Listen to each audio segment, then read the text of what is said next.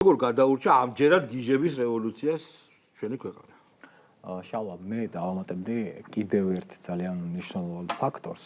გიჟები თავისთავად მე მაგას ძალიან დიდი ხანია ვამბობ, იმიტომ რომ ძალიან დიდი ხანია ჩემი ის არის, იმიტომ რომ ანუ მიწევდა რა ჩემს Facebook-ზე ამ გიჟების მოგერიება და ანუ მივხვდი რომ თავარი გამაერთიანებელი იყო აბსოლუტურად შეურაცხყოფა. ოღონდ მართლა ანუ ეს იმიტომ კი არა რომ მე ეს ხალხი არ მომწონს და ამიტომ ვიძახ. არა, მართლა შეურაცხყოფა, იმიტომ რომ არის ძალიან ბევრი ადამიანი, რომელიც შენი ოპონენტია და ნუ გასაგები შემწეს არგუმენტი მასზე მოქმედებს. გასაგები. არა, აქ უბრალოდ შეურაცხყოფებზეა.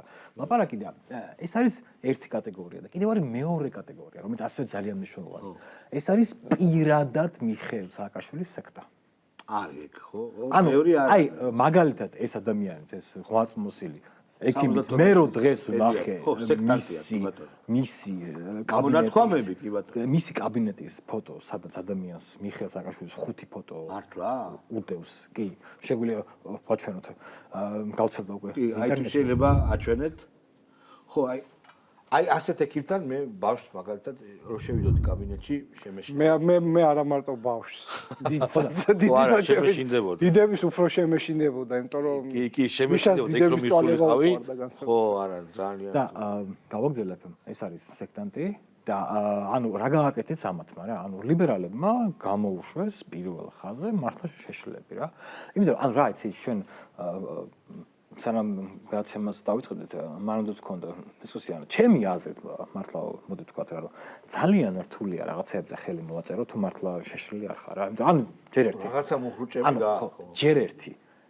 13 წელმა აჩვენა, რომ ნაცნალ მოძრაობას ოპოზიციას რევოლუციები არ შეუძლია. არა. ამან დაარწმუნა აბსოლუტურად ყველა ლიდერი, რომელიც არის ოპოზიციაში, რომ ჩვენ რევოლუციას ვერ ვაკეთებთ. ამიტომაც მამაშვილი გუბაზე დაიმალა და ეგეთი ტიპები მეორე. აი ვინ არ არის გიჟი? რა თქმა უნდა. აი ვინ არ არის? რა თქმა უნდა. ერთ ნაწილი დაიმალა, მეორე ნაწილი გახარებულ წავიდა ციხეში, რაც აბსოლუტურად იდიოტური რაღაცების გამო. მანამდე ხო, იმიტომ რომ ხო იცოდნენ. ალიბი ქონდათ. ხო იცოდნენ რომ რაღაცა მზადდებოდა. შესაბამისად ეს ყველაფერი მოამზადეს და სადეს და აღმოჩნდა რომ მათ აქვთ რა ეს პრობლემები. არა, ვინც მონაწილეობდა მართლა, ხო? ხო, იმიტომ რომ ხვდებით რა, რომ ანუ ხა თუ გიჟი არ ხარ, ანუ რატო წახვალ ამაზე, ხო? არა, სიგი იცი რომ პირველი, ანუ იცი რომ ოპოზიცია ვერ აკეთებს რევოლუციას. ნინა სანდერსი რო გეუბნება რომ 600-ის პენსიაზმელი. აი, მაგას ამბობ. შოდაჯი რომ შენ გიჟი ხარ. არა,